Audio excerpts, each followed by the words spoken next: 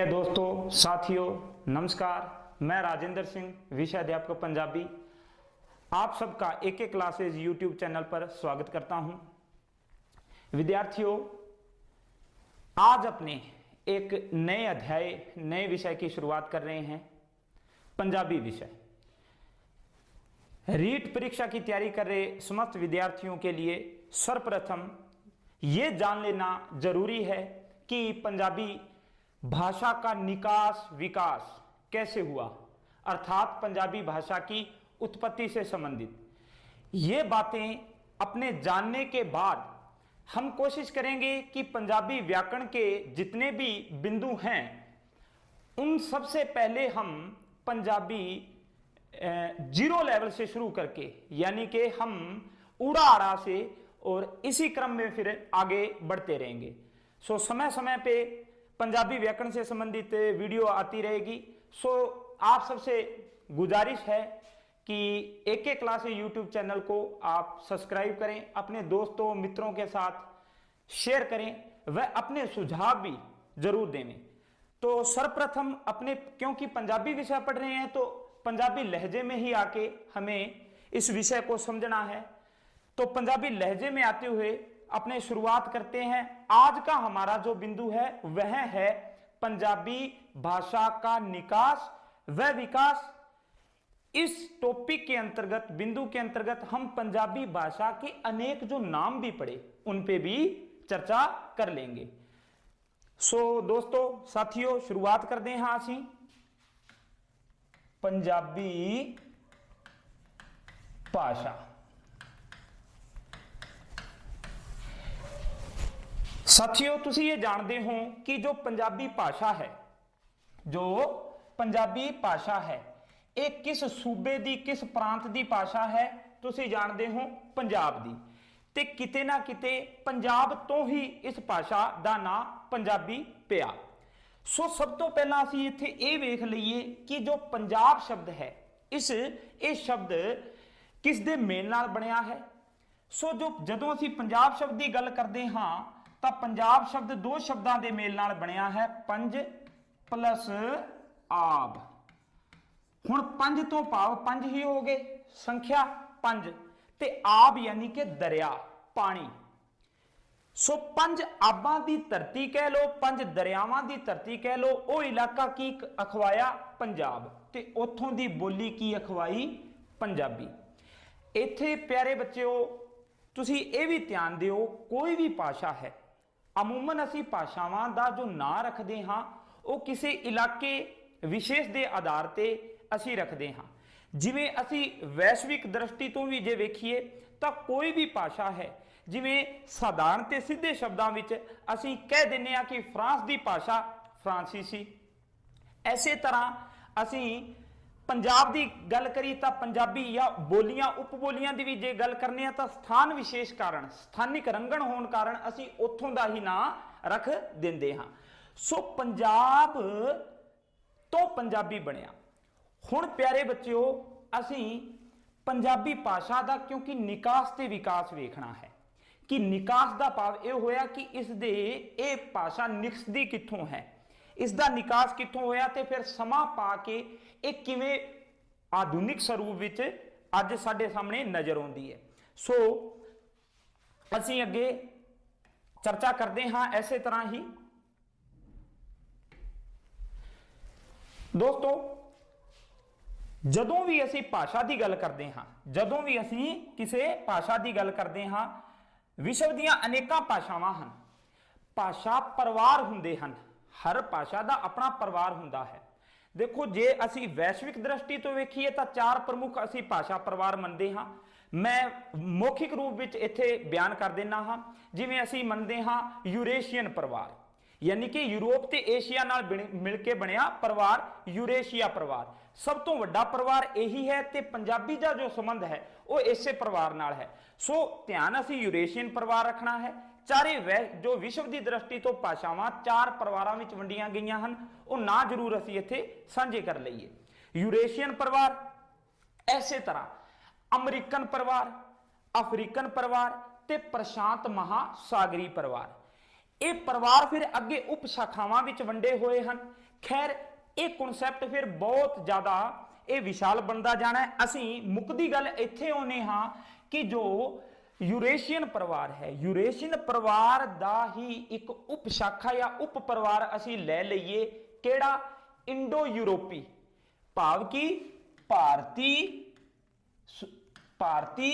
यूरोपी परिवार, यूरोपी परिवार, यह है भारतीय यूरोपी परिवार। ऐसे दा फिर अगे खैर होर उपशाखा आउंदी है जिसनों असी कहने हैं भारतीय आर्या परिवार। हुण आर्या तो तुहानूं इत्थे समझना है, आर्या तो असी लैने हाँ। देखो भारत विच सब तो पहला किहड़े लोग आए, असी इतिहास जदों पढ़दे हाँ असी वेखदे हां कि आर्या लोकां दा जिहड़ा मुढ़ला डेरा सी जिथे आके वसे वो पंजाब वाला ही वो इलाका सी, पंजाब दा इलाका हो गया या भारत दा जिहड़ा असी उत्तरी भाग मनदे हाँ उत्थे। सो आर्या लोग आए ते उन्हां दी कोई ना कोई अपनी एक सुभाविक बोली रही होनी। उसे सुभाविक बोली नूं असी प्यारे बच्चों की मनदे हाँ, असी उसनूं आख दिंदे आ कि आर्या लोक आए ते उन्हां दी अपनी एक बोली सी, भाषा सी, जिसनूं असी आर्या भाषा दा ही नां दे दईए तां इत्थे ठीक होवेगा। असी आर्या भाषा मनदे हाँ। पर वेखो हर समय दी अपनी एक प्रमाणिक या टकसाली बोली भी नाल चलदी रहिंदी है। सो परिवारां तो लैके असी चलते आ रहे हाँ, भारतीय यूरोपी परिवार की उप शाखा असी एक मन सकते हाँ भारतीय आर्य। सो भारतीय आर्य जो भाषा परिवार है, ऐसे विचों ही फिर भारत की ना सिर्फ पंजाबी बल्कि भारत दियां आधुनिक जिन्नियां भी भाषावां हन, हिंदी है, गुजराती है, सिंधी है या होर भी अनेका, वो भी ऐसे आर्य परिवार विचों ही यानी कि उन्हां दी उत्पत्ति हुई है, उन्हां दा जन्म होया है। सो असी अगे वेखदे हां कि किस प्रकार भाषावां ने विकास किया। उस तो पहला थोड़ा जा एक मैप राही असी दो चार गल्लां होर सांझियां इत्थे गल्लां कर लईए, क्योंकि आम बच्चों के किते ना किते दिमाग 'च यह रहिंदा है कि पंजाब दी बोली पंजाबी है। तुसी जो वर्तमान ये पंजाब इत्थे दिमाग 'च असी जो भारतीय पंजाब की गल करते हाँ, जदों मैं पंजाबी तुहानूं अज विशेषकर जो करवा रहा हाँ, ये पंजाबी बोली की असी गल कर रहे हाँ। सो ये पंजाब वो पंजाब नहीं जो अज दा साडा पूर्वी या भारतीय पंजाब जिसनूं आखदे हाँ, पुरातन पंजाब की गल होनी है, क्योंकि असी उत्पत्ति की गल कर रहे हाँ। वो पुरातन पंजाब जिस दियां सीमावां पाकिस्तान विच भी सन, यानी कि ये जो पाकिस्तान विचला इलाका है इसका ये बहुत बड़ा हिस्सा लाहौर, रावलपिंडी, बहलावलपुर या अनेका होर भी डेरा गाजी, ये सारा वो एरिया ना सिर्फ ये बल्कि पंजाब दियां हदाबंदियां तां उत्तर विच असी जम्मू कश्मीर सिंध तक मान सकते हाँ। ते ऐसे तरह दक्षिण विच जे गल करिए तां सरस्वती नदी जिसनूं असी पंजाबी च घग्गर नदी कह लेने हाँ।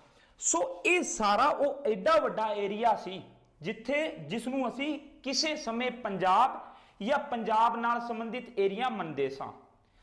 हुण इत्थे देखो, खैर इस तो बाद असी विकास क्रम वेखना है भाषा दा, असी मुड़ अपने टॉपिक ते आवांगे। सो सब तो पहला मैं दो गल्लां इत्थे साझीआं इसलिए मैप बनाया है क्योंकि बच्चे अधिकतर ये मनते हैं कि पंजाबी भाषा पंजाब दी भाषा है ते इसदा ना पंजाबी ही रहा होवेगा। असी ये वेखना है कि समय समय ते ये भाषा किहड़ियां होर भाषावां नाल अपना संबंध रखदियां हन। सो ये भी मैं शुरुआत विच लैक्चर जदों असी शुरू करिया है, असी ये गल कही सी कि भाषावां दा संबंध किस नाल हुंदा है, स्थान विशेष नाल। सो हुण जदों मैं एक गल इत्थे करन लग्या कि ये ओही एरिया है प्यारे बच्चों जिस एरिए विच सब तो पहला भारतीय लोक आर्य लोकां दा वसेबा होया, उन्हां ने इत्थे डेरे वसाए। इत्थे डेरे वसाए, एक किहड़ा इलाका है, ये वो इलाका है जो सिंधु ते ओस दियां जो सहायक नदियां नाल मिल के बनिया है। सो ये इलाके दियां जिहड़ियां नदियां होईयां वो असीं इत्थे साझीआं करिए। जिवें सब तो पहला सिंधु नदी, हुण देखो सिंधु नदी ते पंजाब वालियां 5 नदियां, जेलम, जिसनों तुसी जेलम बोलते हो, जिसको आप जेलम बोलते हो, ये भाव जेलम। हुण देखो पंजाबी लहजे च करा रहे हैं, सो ये थोड़ा माइंड ना करियो, क्योंकि इत्थे चनाब नहीं चनाही असी शब्द वरतते हैं। जेलम चना, रावी, व्यास या ब्यास। ब्यास शब्द असी मलवई च ब्यास शब्द ज्यादा वरतते हैं। व्यास ते सतलज, ये देखो ये पंज नदियां तो पंजाब वालियां हो गई, पंज आबां दी धरती जो असी अज कहने हाँ। लेकिन पुरातन पंजाब तो मैं तुहानू कही था कि इस दियां सीमावां तां जम्मू कश्मीर सिंध तक फैलियां होईयां सन, भाव कि सिंधु नदी भी इस विच एक असी होर ऐड कीती, ये हो गईयां 6 ते दक्षिण विच सरस्वती नदी का भी असी ना होर जोड़ते हाँ।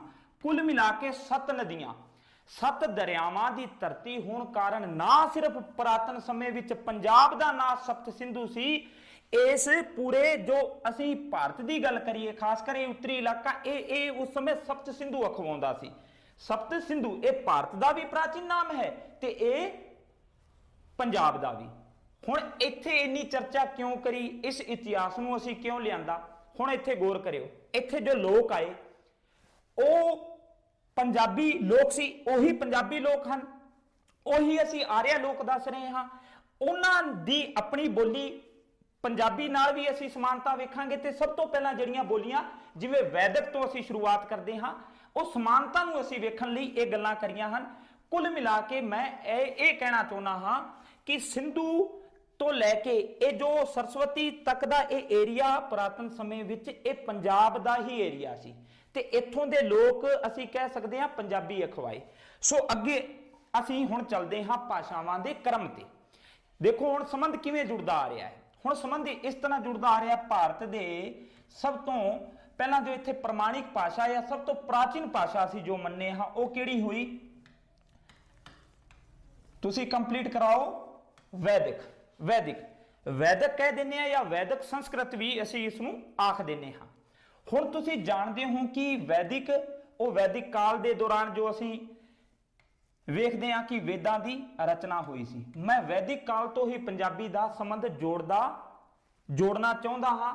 हुण देखो वैदिक काल तो क्यों जोड़िया, पंजाबी दे एक उगे लेखक होए हन प्रिंसीपल तेजा सिंह।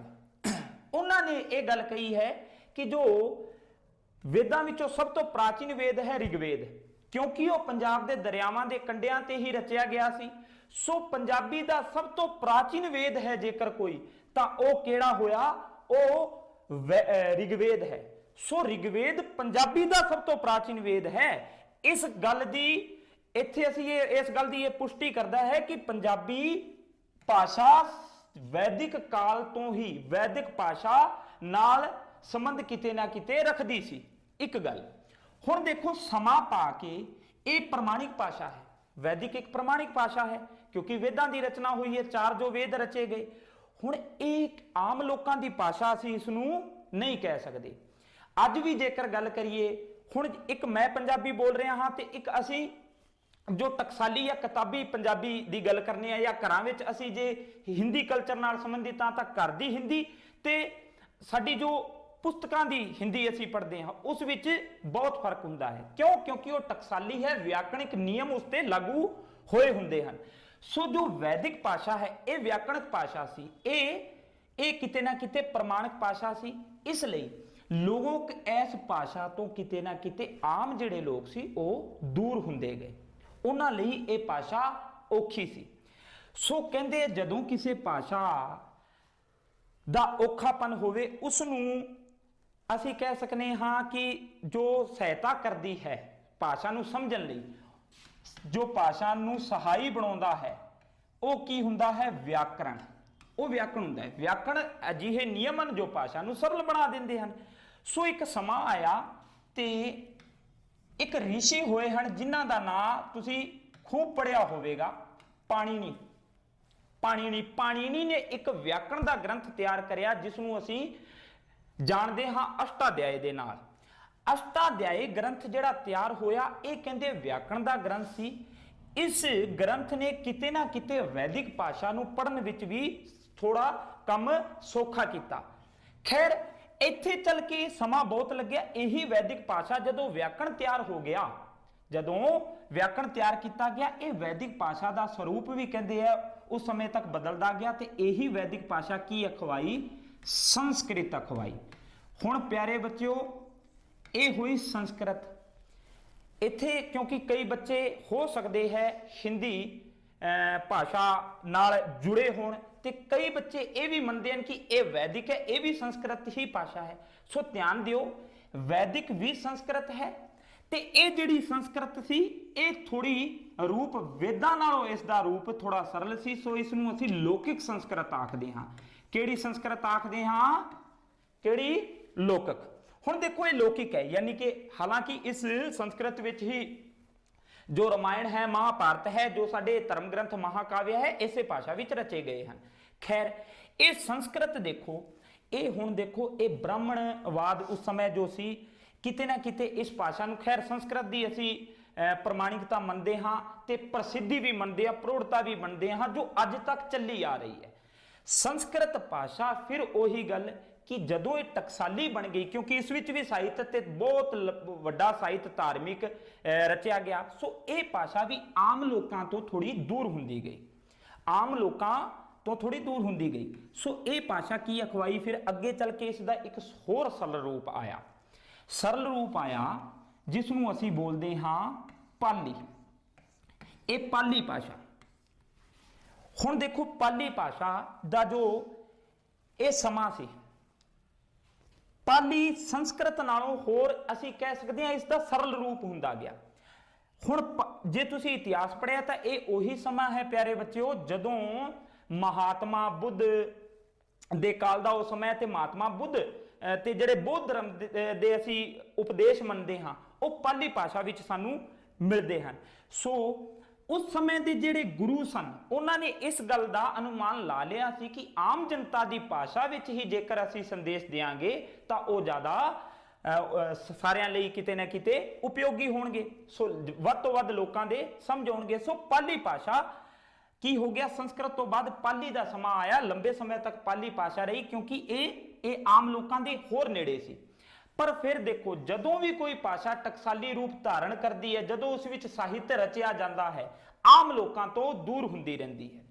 ਫਿਰ ਕੀ ਹੋਇਆ? ਇਹੀ ਪਾਲੀ ਤੋਂ ਬਾਅਦ ਭਾਸ਼ਾ ਹੋਰ ਸਰਲ ਹੋਈ। ਹੁਣ ਇੱਥੇ ਜਿਹੜਾ ਮੈਂ ਸ਼ਬਦ ਲਿਖਣ ਲੱਗਾ ਹਾਂ ਇਸ ਤੇ ਧਿਆਨ ਕਰਿਓ। ਇੱਥੋਂ ਨਾ ਸਿਰਫ ਭਾਰਤ ਬਲਕਿ ਪੰਜਾਬੀ ਬਲਕਿ ਭਾਰਤ ਦੀਆਂ ਭਾਸ਼ਾਵਾਂ ਨੂੰ ਵੀ ਅਸੀਂ ਸਮਝਣਾ ਹੈ। ਹੁਣ ਅੱਗੇ ਸ਼ਬਦ ਮੈਂ ਲਿਖਿਆ ਹੈ ਸਾਥੀਓ ਪ੍ਰਾਕਿਰਤ। ਕੀ ਸ਼ਬਦ ਲਿਖਤਾ? ਪ੍ਰਾਕਿਰਤ। ਪ੍ਰਾਕਿਰਤ ਭਾਸ਼ਾਵਾਂ ਪਾਲੀ ਤੋਂ ਬਾਅਦ ਕਿਹੜੀ ਭਾਸ਼ਾ ਸਾਡੇ ਸਾਹਮਣੇ ਆਉਂਦੀ ਹੈ? ਪ੍ਰਾਕਿਰਤ।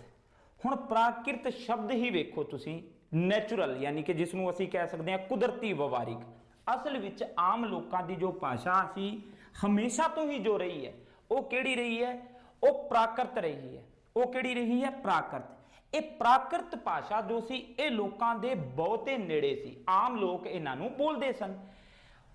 ਧਿਆਨ ਰੱਖਿਓ ਸੰਸਕ੍ਰਿਤ ਹੈ ਕਿਤੇ ਨਾ ਕਿਤੇ ਇਹ ਆਪਣਾ ਅਸਤਿਤਵ ਇਹ ਤਾਂ ਅੱਜ ਵੀ ਬਣਾਏ ਹੋਏ ਹੈ, ਇਹ ਵੀ ਚੱਲੀ ਆ ਰਹੀ ਸੀ, ਲੇਕਿਨ ਇਹ ਉਹ ਸਮਾਂ ਸੀ ਜਦੋਂ ਪ੍ਰਾਕਿਰਤਾਂ ਦਾ ਜ਼ੋਰ ਰਿਹਾ, ਪ੍ਰਾਕਿਰਤ ਭਾਸ਼ਾ ਦਾ ਜ਼ੋਰ ਰਿਹਾ।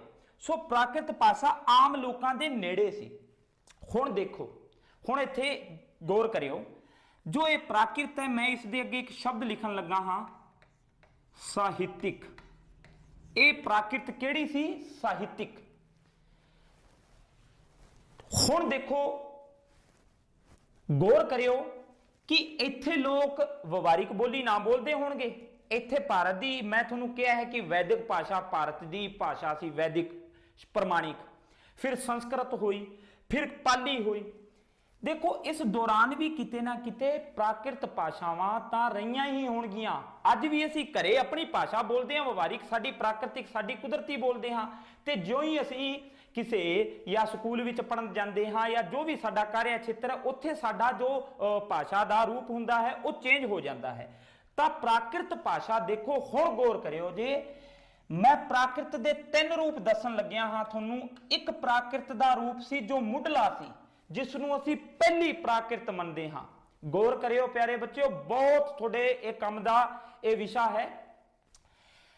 मैं ਤੁਹਾਨੂੰ पुस्तक का हवाला भी दे रहा है थोड़ा, जो प्रोफेसर प्यारा सिंह पदम का पंजाबी बोली का इतिहास पुस्तक है, उसनों आधार बना के प्रिंसीपल तेजा सिंह, डॉक्टर गिरीसन, इन्हां वड्डे जिहड़े पंजाबी दे लेखक होए हन, उन्हां दीयां पुस्तकां ते उन्हां दे दसे होईयां गल्लां नूं आधार बना के दस रहा हाँ।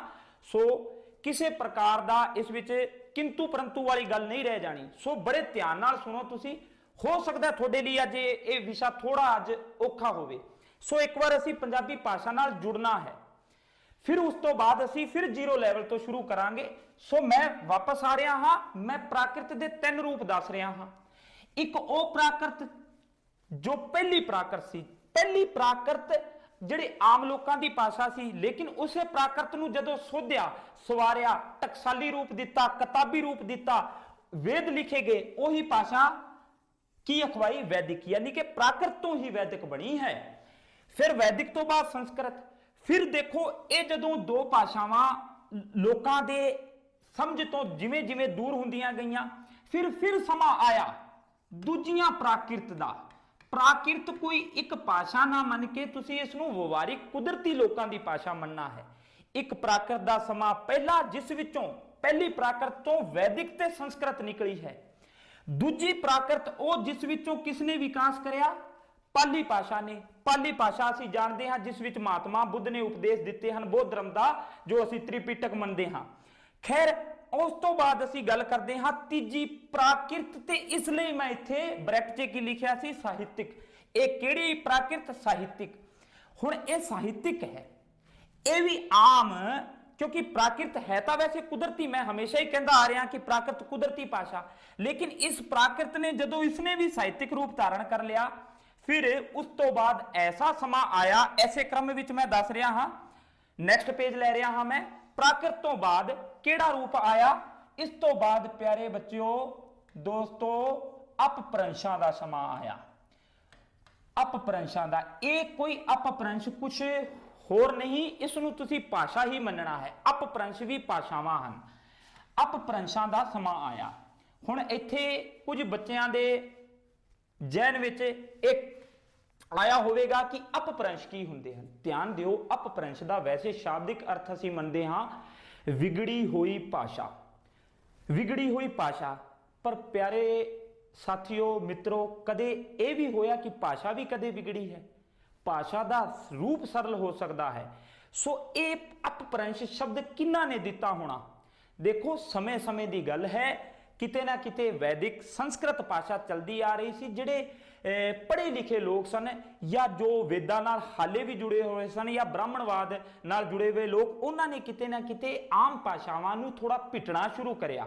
उन्होंने इन्हां भाषा जिहड़ियां सरल प्राकृत भाषावां सी, उन्हां नूं अपभ्रंश कहना शुरू करता भी विगड़ी होईयां भाषावां हन।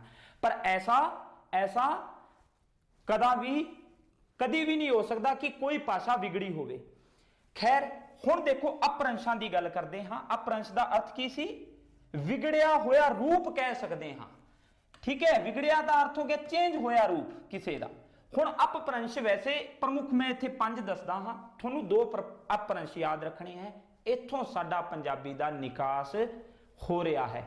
निकास तो हो ही गया, वैदिक तो ही हो गया। वैदिक भाषा के बहुते शब्द पंजाबी विच आए हुए हैं, जो असीं अगे गल्लां करदे रहांगे। सो अपभ्रंशां दी हुण मैं गल करदा हां। माग दी, ये एक अपभ्रंश है, भाषा ही है, होर कुछ नहीं, भाषा है माग दी। ऐसे तरह दोस्तों अर्धमाग दी, अर्धमाग दी।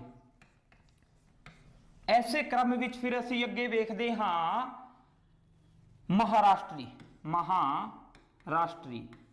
ते हुण जो असीं 2 क्रम नाल मैं तुहानूं दस रहा हां, ये अपभ्रंश तुहानूं याद ही रहने चाहिए हन। एक अपभ्रंश प्यारे बच्चों पैसाची। देखो शब्द विच थोड़ा बहुत हो सकता है चेंज मिले, पैसाची या पिसाची भी मिलता है। पैसाची या पिसाची अपभ्रंश। ते एक हो गया शौर सैनी। जो ही मैं शौर सैनी का नाम लिया, हिंदी दे कुछ मित्र साथी बड़े राजी होए होंगे, क्योंकि किते ना किते पढ़िया है जिन्हां बच्चों ने जो जुड़े हुए हैं। सो शौर सैनी, क्योंकि हिंदी जो भाषा है वो शौर सैनी विचों निकसदी है। ਸੋ ਇੱਥੇ ਧਿਆਨ ਦਿਓ, ਇਹ ਅਪਭ੍ਰੰਸ਼ਾਂ ਦਾ ਸਮਾਂ ਸੀ। ਅਪਭ੍ਰੰਸ਼ਾਂ ਵਿੱਚੋਂ ਮਾਗਧੀ, ਅਰਧਮਾਗਧੀ, ਮਹਾਰਾਸ਼ਟਰੀ, ਪੈਸਾਚੀ ਹੈ, ਸ਼ੋਰਸੇਨੀ ਹੈ, ਬਰਾਚੜ ਹੈ, ਹੋਰ ਵੀ ਅੰਟ 7 ਹਨ। ਲੇਕਿਨ ਅਸੀਂ ਦੋ ਮੰਨਦੇ ਹਾਂ, ਪੰਜਾਬੀ ਜਿਹੜੀ ਭਾਸ਼ਾ ਦਾ ਨਿਕਾਸ ਹੈ ਉਹ ਕਿਹੜੇ ਅਪਭ੍ਰੰਸ਼ਾਂ ਵਿੱਚੋਂ ਹੁੰਦਾ ਹੈ। ਸੋ ਇਹ ਤੁਹਾਨੂੰ ਯਾਦ ਰੱਖਣਾ ਹੈ। ਇੱਕ ਤਾਂ ਠੀਕ ਹੈ ਪੈਸਾਚੀ ਤੇ ਦੂਜਾ ਸ਼ੋਰਸੇਨੀ। ਇਹ ਦੋ ਅਪਭ੍ਰੰਸ਼ ਹਨ ਜਿਨ੍ਹਾਂ ਵਿੱਚੋਂ ਪੰਜਾਬੀ ਭਾਸ਼ਾ ਨਿਕਲਦੀ ਹੈ। ਹੁਣ ਇੱਥੇ ਹੋਰ ਦੋ ਗੱਲਾਂ ਯਾਦ ਰੱਖਿਓ, ਇੱਥੇ ਇਹ ਵੀ ਅਸੀਂ ਵੇਖ ਹੀ ਲਈਏ। ਪੈਸਾਚੀ ਜਾਂ ਸ਼ੋਰਸੇਨੀ, ਇਹ ਪੈਸਾਚੀ ਤੇ ਸ਼ੋਰਸੇਨੀ ਦੀਆਂ ਇੱਥੋਂ ਦੀਆਂ ਸਥਾਨਕ ਬੋਲੀਆਂ ਸੀ। ਇਹ ਦੇਖੋ ਇੱਕ ਸ਼ਬਦ ਹੋਰ ਇੱਥੇ ਧਿਆਨ ਦਿਓ, ਇੱਥੇ ਮੈਂ ਇੱਕ ਮਾਗਧੀ ਸ਼ਬਦ ਲਿਖਿਆ ਹੈ। ਫਿਰ ਉਹੀ ਸ਼ੁਰੂਆਤੀ ਲੈਕਚਰ ਵਾਲੀ ਗੱਲ ਯਾਦ ਕਰੋ, ਮੈਂ ਤੁਹਾਨੂੰ ਕਿਹਾ ਸੀ ਭਾਸ਼ਾਵਾਂ ਦਾ ਨਾਂ ਅਸੀਂ ਲਗਭਗ ਸਥਾਨ ਤੇ ਰੱਖਦੇ ਹਾਂ। ਮਗਧ ਦਾ ਨਾਂ ਸੁਣਿਆ ਹੈ ਤੁਸੀਂ, ਬਿਹਾਰ ਦਾ ਉਹ ਇਲਾਕਾ ਜਿੱਥੇ ਮੋਰਿਆਂ ਦਾ ਜਾਂ ਅਸੀਂ ਗੁਪਤਾਂ ਦਾ ਜੋ ਉਤਕਰਸ਼ ਦਾ ਸਮਾਂ ਮੰਨਦੇ ਹਾਂ। ਮਗਧ ਤੋਂ ਮਾਗਧੀ ਬਣਿਆ ਵੀ ਬਿਹਾਰ ਦੇ ਨੇੜੇ ਲਾਗੇ ਤਾਗੇ ਦੀ ਜਿਹੜੀ ਉਸ ਸਮੇਂ ਦੀ ਭਾਸ਼ਾ ਜਾਂ ਅਪਭ੍ਰੰਸ਼ ਸੀ ਉਹ ਮਾਗਧੀ ਸੀ। ਐਸੇ ਤਰ੍ਹਾਂ ਇਹ ਅਪਭ੍ਰੰਸ਼ ਹੈ ਨਾ ਜੋ ਪੈਸਾਚੀ ਤੇ ਸ਼ੋਰਸੇਨੀ, ਇਹ ਇਹਨਾਂ ਦਾ ਵੀ ਆਪਣਾ ਏਰੀਆ ਹੈ। ਧਿਆਨ ਦਿਓ ਜੀ, ਪੈਸਾਚੀ ਤੇ ਸ਼ੋਰਸੇਨੀ ਇਹ ਅਪਭ੍ਰੰਸ਼ ਹੈ। ਇਹ ਜਿਹੜੇ ਇਲਾਕੇ ਇੱਥੋਂ ਦੀਆਂ ਦੋ ਸਥਾਨਕ ਬੋਲੀਆਂ ਸੀ। ਸਥਾਨਕ ਬੋਲੀਆਂ, ਇੱਕ ਦਾ ਨਾਮ ਮੈਂ ਲੈਣਾ ਹਾਂ ਟੱਕੀ ਤੇ ਇੱਕ ਦਾ ਨਾਮ ਲੈਣਾ ਹੈ ਕੈਕਈ। ਕੈਕਈ ਵੀ ਮਿਲਦਾ ਹੈ, ਸ਼ੁੱਧ ਰੂਪ ਕੈਕਈ ਹੀ ਤੁਸੀਂ ਲਿਖ ਸਕਦੇ ਹੋ, ਟੱਕੀ ਤੇ ਕੈਕਈ। ਇਹ ਇੱਥੋਂ ਦੀਆਂ ਸਥਾਨਕ ਬੋਲੀਆਂ ਸੀ ਪੈਸਾਚ ਏਰੀਏ ਦੀਆਂ। ਪੈਸਾਚ ਉਹ ਏਰੀਆ, ਇਸ ਨੂੰ ਤੁਸੀਂ ਪੱਛਮ ਦਾ ਇਲਾਕਾ ਮੰਨ ਸਕਦੇ ਹੋ ਜੋ ਵਰਤਮਾਨ ਪਾਕਿਸਤਾਨ ਵਿੱਚ ਹੈ, ਜਿਹਨੂੰ ਅਸੀਂ ਲਹਿੰਦਾ ਪੰਜਾਬ ਕਹਿੰਦੇ ਹਾਂ, ਲਹਿੰਦਾ। ਤੇ ਸ਼ੋਰਸੇਨੀ ਜਿਸ ਨੂੰ ਚੜ੍ਹਦਾ ਪੰਜਾਬ ਅਸੀਂ ਕਹਿ ਸਕਦੇ ਹਾਂ, ਜਾਂ ਪੂਰਬ ਵਾਲੇ ਪਾਸੇ ਵਾਲਾ ਏਰੀਆ। ਹੁਣ ਟੱਕੀ ਤੇ ਕੈਕਈ ਇਹ ਦੋ ਐਸੀਆਂ ਬੋਲੀਆਂ ਹਨ ਜਿਨ੍ਹਾਂ ਦੇ ਆਧਾਰ ਤੇ ਪੰਜਾਬੀ ਭਾਸ਼ਾ ਦੀ ਬੁਨਿਆਦ ਰੱਖੀ ਗਈ ਹੈ। ਉਮੀਦ ਹੈ ਇੱਥੋਂ ਤੱਕ ਸਭ ਨੂੰ ਸਮਝਾਇਆ ਹੋਵੇਗਾ। ਜੇ ਮੈਂ ਸ਼ੋਰਟ 'ਚ ਰਿਪੀਟ ਕਰਾਂ ਤਾਂ ਇਸ ਤਰ੍ਹਾਂ ਹੋਇਆ ਪਿਆਰੇ ਬੱਚਿਓ ਕਿ ਸਭ ਤੋਂ ਪਹਿਲਾਂ ਭਾਰਤ ਦੀ ਜੇਕਰ ਕੋਈ ਪ੍ਰਮਾਣਿਕ ਭਾਸ਼ਾ ਰਹੀ ਹੈ, ਪਰ ਪ੍ਰਾਕ੍ਰਿਤ ਤਾਂ ਰਹੀਆਂ ਹੀ। ਪ੍ਰਾਕ੍ਰਿਤ ਵਿੱਚੋਂ ਕਿਸ ਨੇ ਜਨਮ ਲਿਆ? ਵੈਦਿਕ ਤੇ ਸੰਸਕ੍ਰਿਤ। ਫਿਰ ਸਮਾਂ ਆਇਆ ਪ੍ਰਾਕ੍ਰਿਤਾਂ ਦਾ। ਪ੍ਰਾਕ੍ਰਿਤ ਦੂਜੀ ਪ੍ਰਾਕ੍ਰਿਤ ਵਿੱਚੋਂ ਪਾਲੀ ਭਾਸ਼ਾ ਨੇ ਵਿਕਾਸ ਕਰਿਆ। ਫਿਰ ਪਾਲੀ ਤੋਂ ਬਾਅਦ ਪ੍ਰਾਕ੍ਰਿਤ ਐਸੀਆਂ ਆਈਆਂ ਜੋ ਸਾਹਿਤਿਕ ਸਨ, ਤੇ ਫਿਰ ਉਸ ਤੋਂ ਬਾਅਦ ਅਪਭ੍ਰੰਸ਼ਾਂ ਦਾ, ਜਿਨ੍ਹਾਂ ਵਿੱਚੋਂ ਦੋ ਅਪਭ੍ਰੰਸ਼ ਮੈਂ ਤੁਹਾਨੂੰ ਲਿਖਾਏ ਹਨ ਪੰਜਾਬੀ ਦਾ, ਜਿਨ੍ਹਾਂ ਵਿੱਚੋਂ ਵਿਕਾਸ ਹੋਇਆ ਹੈ, ਪੈਸਾਚੀ ਤੇ ਸ਼ੋਰਸੇਨੀ। ਤੇ ਇੱਥੋਂ ਦੀਆਂ ਸਥਾਨਕ ਦੋ ਬੋਲੀਆਂ ਹੋ ਗਈਆਂ ਟੱਕੀ ਤੇ ਕੈਕਈ। ਹੁਣ ਪਿਆਰੇ ਬੱਚਿਓ ਸਿਰਫ 5 ਤੋਂ 7 ਮਿੰਟ ਹੋਰ ਅਸੀਂ ਇਹ ਧਿਆਨ ਨਾਲ ਤੁਸੀਂ ਗੌਰ ਕਰਨੀ ਹੈ, ਕੁਝ ਹੋਰ ਗੱਲਾਂ ਰਹਿ ਗਈਆਂ।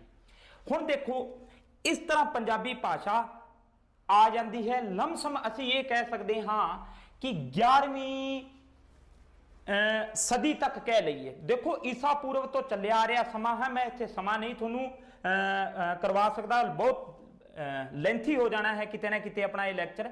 ਸੋ ਸਮਾਂ ਚਲਦੇ ਚਲਦੇ ਕਹਿਣ ਦਾ ਭਾਵ ਹੋ ਗਿਆ ਅਪਭ੍ਰੰਸ਼। ਜਦੋਂ ਅਸੀਂ ਅਪਭ੍ਰੰਸ਼ਾਂ ਦਾ ਵੈਸੇ ਜੋ ਸਮਾਂ ਪ੍ਰੋਫੈਸਰ ਪਿਆਰਾ ਸਿੰਘ ਪਦਮ ਦੋ ਮਿੱਥਦੇ ਹਨ, ਉਹ ਮੰਨਦੇ ਹਨ 6ਵੀਂ ਤੋਂ 12ਵੀਂ ਸਦੀ ਦਾ। ਖੈਰ, ਹੁਣ ਅਪਭ੍ਰੰਸ਼ ਜੋ ਸਨ, ਇਹਨਾਂ ਅਪਭ੍ਰੰਸ਼ਾਂ ਤੋਂ ਬਾਅਦ ਟੱਕੀ, ਕੈਕਈ, ਪੈਸਾਚੀ ਇੱਥੋਂ ਪੰਜਾਬੀ ਨਿਕਲੀ। ਅੱਗੇ ਫਿਰ ਵਿਕਾਸ ਕਰਦੀ ਹੈ। ਇਹ ਨਿਕਾਸ ਦਾ ਸਮਾਂ ਸੀ। ਹੁਣ ਵਿਕਾਸ ਹੁੰਦਾ ਹੈ, ਉਹ ਕਿੱਥੋਂ ਹੁੰਦਾ ਹੈ? ਹੁਣ ਗੌਰ ਕਰਿਓ। ਹੁਣ ਮੈਂ ਤੁਹਾਨੂੰ ਅਗਲਾ ਸਾਡਾ ਜੋ ਲੈਕਚਰ ਹੈ ਉਹ 5-7 ਮਿੰਟਾਂ ਦਾ ਹੈ, ਗੌਰ ਕਰਿਓ। 11ਵੀਂ ਸਦੀ ਦਾ ਜੋ ਸਮਾਂ ਸੀ ਨਾ ਪਿਆਰੇ ਬੱਚਿਓ, 11ਵੀਂ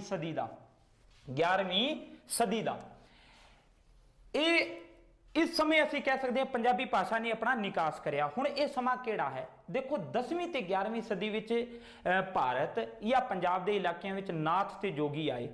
ਇਹਨਾਂ ਨਾਥਾਂ ਜੋਗੀਆਂ ਨੇ ਹਿੰਦੀ ਵਿੱਚ ਵੀ ਤੇ ਪੰਜਾਬੀ ਵਿੱਚ ਵੀ ਆਪਣੀਆਂ ਰਚਨਾਵਾਂ ਲਿਖੀਆਂ, ਜਿਨ੍ਹਾਂ ਵਿੱਚੋਂ ਅਸੀਂ ਚਾਹੇ ਮਛੰਦਰਨਾਥ ਹੈ, ਚਾਹੇ ਜਲੰਧਰਨਾਥ ਹੈ, ਚਾਹੇ ਗੋਰਖਨਾਥ ਹੈ, ਉਹਨਾਂ ਦੀਆਂ ਅਸੀਂ ਰਚਨਾਵਾਂ ਪੜ੍ਹਦੇ ਹਾਂ।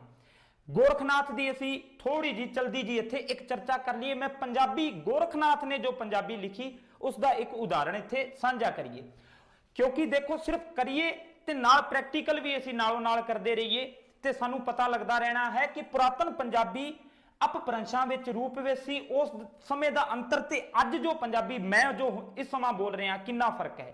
ਸੋ ਜਿਵੇਂ ਉਹ ਇੱਕ ਰਚਨਾ ਮਿਲਦੀ ਹੈ ਪ੍ਰਸਿੱਧ, ਦਾਮ ਕੱਢ ਬਾਗਣ ਲੈ ਆਇਆ, ਮਾਂ ਕਹੇ ਮੇਰਾ ਪੁੱਤ ਵਿਆਹਿਆ, ਗਿੱਲੀ ਲੱਕੜੀ ਕਿਉਂ ਘੁਣ ਲਾਇਆ, ਤਿੰਨ ਡਾਲ ਮੁੱਲ ਸਣ ਖਾਇਆ।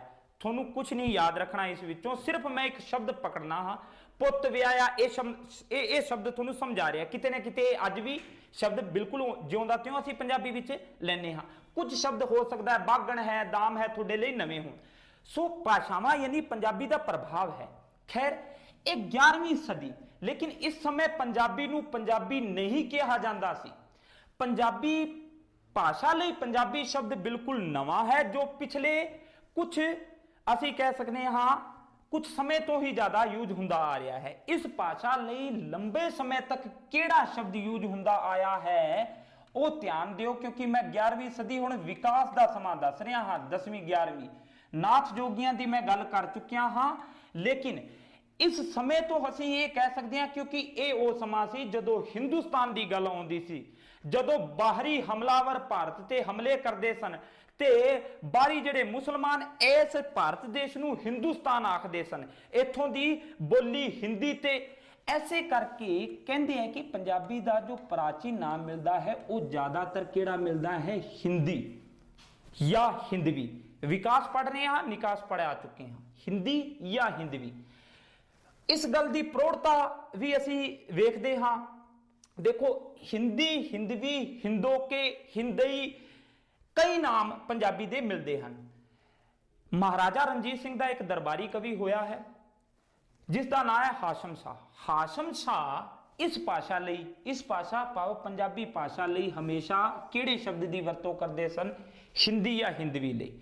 ਇਸ ਤੋਂ ਭਾਵ ਇਹ ਹੋਇਆ ਮਹਾਰਾਜਾ ਰਣਜੀਤ ਸਿੰਘ ਦਾ ਹੁਣ ਸਮਾਂ ਮਿੱਥੋ ਕਿ ਇਹ ਹੋ ਗਿਆ ਸ਼ੁਰੂਆਤੀ 19ਵੀਂ ਸਦੀ ਦਾ ਜਿਹੜਾ ਪੂਰਵਾਰਧ ਦਾ ਅਸੀਂ ਕਾਲ ਮੰਨਦੇ ਆ, ਭਾਵ ਇਹ ਹੋ ਗਿਆ 19ਵੀਂ ਸਦੀ ਤੱਕ ਪੰਜਾਬੀ ਲਈ ਹਿੰਦੀ ਸ਼ਬਦ ਯੂਜ਼ ਹੁੰਦਾ ਆਇਆ ਹੈ। ਸੋ ਇਹ ਸੱਚ ਹੈ। ਹੁਣ ਦੇਖੋ ਇੱਕ ਤਾਂ ਹਿੰਦੀ ਹੋ ਗਿਆ, ਅਸੀਂ ਇਹ ਕਹਿ ਸਕਦੇ ਹਾਂ ਪੰਜਾਬੀ ਦਾ ਪ੍ਰਾਚੀਨ ਨਾਮ ਹਿੰਦੀ ਵੀ ਰਿਹਾ ਹੋਵੇਗਾ ਇਹ ਲੰਬੇ ਸਮੇਂ ਤੱਕ, ਕਿਉਂਕਿ ਵਿਕਾਸ ਕਾਲ ਤੋਂ ਅਸੀਂ ਦੇਖ ਸਕਦੇ ਹਾਂ ਵਿਕਾਸ ਕਾਲ ਦੇ ਦੌਰਾਨ ਅਗਰ ਪੰਜਾਬੀ ਦਾ ਕੋਈ ਨਾਂ ਰਿਹਾ ਹੋਵੇਗਾ ਜੋ ਸ਼ੁਰੂਆਤੀ ਉਹ ਹਿੰਦੀ ਰਿਹਾ ਹੋਵੇਗਾ। ਫਿਰ ਉਸ ਤੋਂ ਬਾਅਦ ਕੀ ਰਿਹਾ ਹੋਣਾ ਇਹ ਵੇਖਦੇ ਹਾਂ। ਦੇਖੋ ਪੰਜਾਬ ਸ਼ਬਦ ਪੰਜਾਬ ਇਲਾਕੇ ਦੀ ਭਾਸ਼ਾ ਲਈ ਪੰਜਾਬੀ ਸ਼ਬਦ ਦੀ ਵਰਤੋਂ ਸਭ ਤੋਂ ਪਹਿਲਾਂ ਹੋਈ ਫਿਰ ਕਦੋਂ ਇਹ ਦੇਖਦੇ ਹਾਂ। ਇਹ ਤੁਹਾਨੂੰ ਯਾਦ ਰੱਖਣਾ ਹੈ 1670 ਵਿੱਚ ਪੰਜਾਬੀ ਦਾ ਬਹੁਤ ਪ੍ਰਸਿੱਧ ਕਿੱਸਾਕਾਰ ਹੋਇਆ ਹੈ ਜਿਸ ਦਾ ਨਾਮ ਹੈ ਹਾਫਿਜ਼ ਬਰਖੁਰਦਾਰ। ਉਹਨਾਂ ਨੇ ਆਪਣੀ ਕਵਿਤਾ ਵਿੱਚ ਇਹ ਉਦਾਹਰਣ ਦਿੱਤਾ ਹੈ, ਪਹਿਲੀ ਵਾਰ ਇਸ ਇਲਾਕੇ ਦੀ ਭਾਸ਼ਾ ਲਈ ਪੰਜਾਬੀ ਸ਼ਬਦ ਦੀ ਵਰਤੋਂ ਕਰੀ ਹੈ। ਸੋ ਕਿਹਨਾਂ ਦਾ ਨਾਮ ਹੈ, ਹਾਫਿਜ਼ ਬਰਖੁਰਦਾਰ। ਬਹੁਤ ਵੱਡੇ ਕਿੱਸਾਕਾਰ ਹੋਏ ਹਨ, ਯੂਸਫ ਜ਼ੁਲੈਖਾ ਦਾ ਇਹਨਾਂ ਨੇ ਕਿੱਸਾ ਲਿਖਿਆ ਹੈ, ਹੋਰ ਵੀ ਅਨੇਕਾਂ। ਇਹਨਾਂ ਨੇ ਕਿਹਾ ਸੀ ਕਿ ਇਹਨਾਂ ਨੇ ਆਪਣੀ ਰਚਨਾ ਵਿੱਚ ਕਿਹਾ ਹੈ ਕਿ ਹਜ਼ਰਤ ਨੌਮਨ ਦਾ ਫਰਮਾਇਆ ਇਸ ਵਿੱਚ ਇਹ ਮਸਾਇਲ ਤੁਰਤ ਪੰਜਾਬੀ ਆਖ ਸੁਣਾਵੀ ਜੇ ਕੋ ਹੋਵੇ ਮਾਇਲ। ਸੋ ਪਹਿਲੀ ਵਾਰ ਆਪਣੀ ਰਚਨਾ ਵਿੱਚ ਪੰਜਾਬ ਦੇਸ਼ ਦੀ ਭਾਸ਼ਾ ਲਈ ਪੰਜਾਬੀ ਸ਼ਬਦ ਦੀ ਵਰਤੋਂ ਕਿਹਨਾਂ ਨੇ ਕੀਤੀ, ਇਹ ਮੋਸਟ ਹੈ ਹਾਫਿਜ਼ ਬਰਖੁਰਦਾਰ। ਕਦੋਂ 1670। ਇੱਥੋਂ ਫਿਰ ਉਹੀ ਗੱਲ ਕਿ 1670 ਲਈ ਤਾਂ ਪਹਿਲੀ ਵਾਰ ਪੰਜਾਬੀ ਸ਼ਬਦ ਦੀ ਵਰਤੋਂ ਸਾਡੇ ਸਾਹਮਣੇ ਆਉਂਦੀ ਹੈ। 1670 ਤੋਂ ਪਹਿਲਾਂ ਫਿਰ ਕੀ ਕਿਹਾ ਜਾਂਦਾ ਰਿਹਾ ਹੋਵੇਗਾ, ਕਿਉਂਕਿ ਅਸੀਂ ਤਾਂ ਜਾਣਦੇ ਹਾਂ ਕਿ ਗੁਰੂ ਨਾਨਕ ਦੇਵ ਜੀ ਦਾ ਕਾਲ ਹੈ ਤੇ ਸਿੱਖ ਧਰਮ ਦੇ ਪਹਿਲੇ ਗੁਰੂ ਹਨ ਤੇ ਪੰਜਾਬੀ ਨਾਲ ਸੰਬੰਧਿਤ ਹਨ। ਸੋ ਸ਼ਾਇਦ ਪੰਜਾਬੀ ਉਦੋਂ ਤੋਂ ਚੱਲੀ ਆਈ ਹੋਵੇ, ਕਈ ਇਹ ਵੀ ਸਾਡੀਆਂ ਧਾਰਨਾਵਾਂ ਹਨ। ਖੈਰ ਇਸ ਤੋਂ ਪਹਿਲਾਂ ਕਿਉਂਕਿ ਗੁਰੂ ਕਾਲ ਵੀ ਸ਼ੁਰੂ ਹੋ ਹੀ ਜਾਂਦਾ ਹੈ, ਉਸ ਸਮੇਂ ਕੀ ਭਾਸ਼ਾ ਰਹੀ ਹੋਵੇਗੀ। ਦੇਖੋ ਉਸ ਸਮੇਂ ਅਸੀਂ ਇੱਕ ਸ਼ਬਦ ਪੜ੍ਹਦੇ ਹਾਂ ਪੰਜਾਬੀ ਨੂੰ ਗੁਰਮੁਖੀ ਵੀ ਕਹਿੰਦੇ ਹਾਂ ਅਸੀਂ, ਜੋ ਬਿਲਕੁਲ ਸਹੀ ਹੈ। ਪੰਜਾਬੀ ਭਾਸ਼ਾ ਲਈ ਗੁਰਮੁਖੀ ਸ਼ਬਦ ਦੀ ਹੀ ਵਰਤੋਂ ਸਾਨੂੰ ਕਰਨੀ ਚਾਹੀਦੀ ਹੈ। ਗੁਰਮੁਖੀ ਪੰਜਾਬੀ ਦੀ ਲਿਪੀ ਹੈ। ਹੁਣ ਇਹ ਗੁਰਮੁਖੀ ਸ਼ਬਦ ਵੀ ਪੰਜਾਬੀ ਲਈ ਵਰਤਿਆ ਗਿਆ ਹੈ ਤੇ ਵਰਤਿਆ ਆਉਂਦਾ ਆ ਰਿਹਾ ਅੱਜ ਤੱਕ। ਕਦੋਂ ਤੋਂ, ਕਿਉਂਕਿ ਗੁਰਮੁਖੀ ਲਿਪੀ ਨੂੰ ਤਰਤੀਬਵਾਰ ਸੋਧ ਕੇ ਕਿਹਨਾਂ ਨੇ ਪੇਸ਼ ਕਰਿਆ, ਗੁਰੂ ਅੰਗਦ ਦੇਵ ਜੀ ਨੇ। ਸੋ ਗੁਰੂ ਅੰਗਦ ਦੇਵ ਜੀ ਜਿਨ੍ਹਾਂ ਦਾ ਸਮਾਂ ਸੀ 1504 ਤੋਂ 52 ਤੱਕ ਦਾ ਮੰਨਦੇ ਹਾਂ। ਸੋ ਉਸ ਕਾਲ ਦੌਰਾਨ ਪੰਜਾਬੀ ਲਈ ਕਿਹੜਾ ਸ਼ਬਦ ਵਰਤਿਆ ਗਿਆ, ਗੁਰਮੁਖੀ। ਮੈਂ ਇਸ ਲਈ ਇਹ ਗੱਲਾਂ ਤੁਹਾਨੂੰ ਇੱਥੇ ਦੱਸ ਰਿਹਾ ਹਾਂ ਕਿ ਤੁਹਾਡੇ ਲਈ ਐਡੀ ਈਜ਼ੀ ਹੋ ਜਾਣੀ ਹੈ ਪੰਜਾਬੀ ਪੜ੍ਹਨੀ ਕਿ ਜਿਨ੍ਹਾਂ ਨੇ ਇੱਕ ਸਾਈਕੋ ਬਣਾ ਲਈ ਕਿ ਨਹੀਂ ਪੰਜਾਬੀ ਆ ਅਸੀਂ ਬਹੁਤਾ ਲੰਬਾ ਸਮਾਂ ਹੋ ਗਿਆ ਛੱਡੇ ਲਈ, ਜਾਂ ਉਹ ਬੱਚੇ ਜੋ ਹਾਲੇ ਇਹ ਡਿਸਾਈਡ ਕਰ ਰਹੇ ਹਨ ਕਿ ਰੀਟ ਵਿੱਚ ਅਸੀਂ ਸੰਸਕ੍ਰਿਤ ਲਈਏ ਜਾਂ ਪੰਜਾਬੀ ਲਈਏ, ਇੰਗਲਿਸ਼ ਲਈਏ ਜਾਂ ਪੰਜਾਬੀ, ਤਾਂ ਉਹਨਾਂ ਲਈ ਇਹ ਸੁਨਹਿਰਾ ਮੌਕਾ ਹੈ ਕਿ ਪੰਜਾਬੀ ਵੱਲ ਜੇਕਰ ਅਸੀਂ ਮੁੜਾਂਗੇ, ਕਿਉਂਕਿ ਇੱਕ ਤਾਂ ਈਜ਼ੀ ਹੈ ਕਿਤੇ ਨਾ ਕਿਤੇ ਤੇ ਹਿੰਦੀ ਦੇ ਨੇੜੇ ਹੈ, ਇਸੇ ਲਈ ਤਾਂ ਹਿੰਦੀ ਇਸੇ ਲਈ ਤਾਂ ਇਸ ਲਈ ਕਿਸੇ ਸਮੇਂ ਹਿੰਦੀ ਸ਼ਬਦ ਦੀ ਵੀ ਵਰਤੋਂ ਹੁੰਦੀ ਆਈ ਹੈ। ਖੈਰ ਗੁਰਮੁਖੀ ਵੀ ਇਸ ਦਾ ਨਾਂ ਸੀ। ਫਿਰ ਗੁਰਮੁਖੀ ਤੋਂ ਬਾਅਦ ਅਸੀਂ ਗੱਲ ਕਰਦੇ ਹਾਂ ਇਸ ਲਈ ਪੰਚਨਦ ਸ਼ਬਦ ਦਾ ਯੂਜ਼ ਹੋਇਆ ਹੈ। ਅਸਲ ਵਿੱਚ ਪੰਚਨਦ ਯਾਨੀ ਪੰਜ ਨਦੀਆਂ ਦਾ ਜਿਹੜਾ ਏਰੀਆ ਹੋ ਗਿਆ, ਤੇ ਪੰਚਨਦ ਦਾ ਫਾਰਸੀ ਰੂਪ ਹੀ ਕੀ ਹੋਇਆ ਪੰਜਾਬ। ਇਸ ਤਰ੍ਹਾਂ ਪੰਜਾਬੀ ਭਾਸ਼ਾ ਦੇ ਅਨੇਕਾਂ ਨਾਂ ਵੀ ਹੋਏ, ਵਿਕਾਸ ਕ੍ਰਮ ਵੀ ਅਸੀਂ ਵੇਖਿਆ। ਜਲਦੀ ਜੀ ਦੋ ਹੋਰ ਅਸੀਂ ਚਰਚਾ ਕਰ ਲਈਏ। ਵਿਕਾਸ ਅੱਜ ਤੱਕ ਅਸੀਂ ਪਹੁੰਚਾ ਦਿੰਦੇ ਹਾਂ, ਅੱਜ ਤੱਕ ਕਿ ਅੱਜ ਕਿੱਥੋਂ 11ਵੀਂ ਸਦੀ ਤੋਂ ਬਾਅਦ ਉਹ ਸਮਾਂ ਆਉਂਦਾ ਹੈ ਇੱਕ ਬਾਬਾ ਸ਼ੇਖ ਫਰੀਦ ਜੀ ਦਾ। ਅਸੀਂ 12ਵੀਂ 13ਵੀਂ ਸਦੀ ਦਾ ਜੋ ਸਮਾਂ ਮੰਨਦੇ ਹਾਂ, ਬਾਬਾ ਫਰੀਦ ਜੀ, ਜਿਨ੍ਹਾਂ ਨੂੰ ਪੰਜਾਬੀ ਸਾਹਿਤ ਦੇ ਪਿਤਾਮਾ ਕਿਹਾ ਜਾਂਦਾ ਹੈ, ਫਰੀਦ ਜੀ।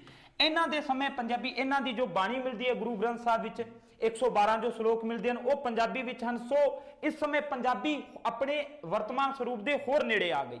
ਫਿਰ ਐਸੇ ਤਰ੍ਹਾਂ ਹੋਰ ਵਿਕਾਸ ਕਰਦੀ ਗੱਲ ਅਸੀਂ ਕਰਦੇ ਹਾਂ ਅੱਗੇ ਚੱਲ ਕੇ ਗੁਰੂ ਨਾਨਕ ਕਾਲ ਦੀ, ਕਿਉਂਕਿ ਗੁਰੂ ਨਾਨਕ ਕਾਲ ਵਿੱਚ ਤਾਂ ਫਿਰ ਗੁਰੂ ਗ੍ਰੰਥ ਸਾਹਿਬ ਦੀ ਸੰਪਾਦਨਾ ਹੋਈ। ਸੋ ਪੰਜਾਬੀ ਫਿਰ ਗੁਰੂ ਨਾਨਕ ਦੇਵ ਜੀ ਤੋਂ ਲੈ ਕੇ ਫਿਰ ਅਸੀਂ ਅੱਗੇ ਗੱਲ ਕਰਦੇ ਹਾਂ ਗੁਰੂ ਗੋਬਿੰਦ ਸਿੰਘ ਜੀ ਤੱਕ। ਇਸ ਕਾਲ ਦੌਰਾਨ ਬਾਬਾ ਬੁੱਲੇ ਸ਼ਾਹ ਜੀ ਦੀਆਂ ਕਾਫੀਆਂ, ਸ਼ਾਹ ਹੁਸੈਨ ਜੀ ਦੀਆਂ ਕਾਫੀਆਂ ਦੀ ਅਸੀਂ ਚਰਚਾ ਕਰਦੇ ਹਾਂ ਜੋ ਪੰਜਾਬੀ ਵਿੱਚ ਮਿਲਦੀਆਂ ਹਨ। ਭਾਵੇਂ ਇਸ ਕਾਲ ਦੌਰਾਨ ਥੋੜਾ ਬਹੁਤ ਅਰਬੀ ਤੇ ਫਾਰਸੀ ਭਾਸ਼ਾਵਾਂ ਦਾ ਵੀ ਪ੍ਰਭਾਵ ਪੰਜਾਬੀ ਤੇ ਪਿਆ, ਲੇਕਿਨ ਪੰਜਾਬੀ ਆਪਣੇ ਵਰਤਮਾਨ ਸਰੂਪ ਦੇ ਨੇੜੇ ਹੁੰਦੀ ਅੱਜ। ਉਸ ਤੋਂ ਬਾਅਦ ਅਸੀਂ ਕਹਿ ਸਕਦੇ ਹਾਂ ਕਿ 20ਵੀਂ 21ਵੀਂ ਸਦੀ ਦੇ ਜੋ ਅੱਜ ਦੇ ਕਵੀ ਹਨ ਉਹਨਾਂ ਨੇ ਪੰਜਾਬੀ ਵਿੱਚ ਆਪਣੀਆਂ ਰਚਨਾਵਾਂ ਰਚੀਆਂ ਤੇ ਇਸ ਭਾਸ਼ਾ ਨੇ ਇਸ ਤਰ੍ਹਾਂ ਮਾਣ ਹਾਸਲ ਕਰਿਆ। ਸੋ ਪੰਜਾਬੀ ਭਾਸ਼ਾ ਦਾ ਨਿਕਾਸ ਤੇ ਵਿਕਾਸ ਅਸੀਂ ਅੱਜ ਵੇਖਿਆ ਹੈ। ਸੋ ਐਸੇ ਤਰ੍ਹਾਂ ਚੈਨਲ ਨਾਲ ਤੁਸੀਂ ਜੁੜੇ ਰਹੋ। ਸੋ ਧੰਨਵਾਦ।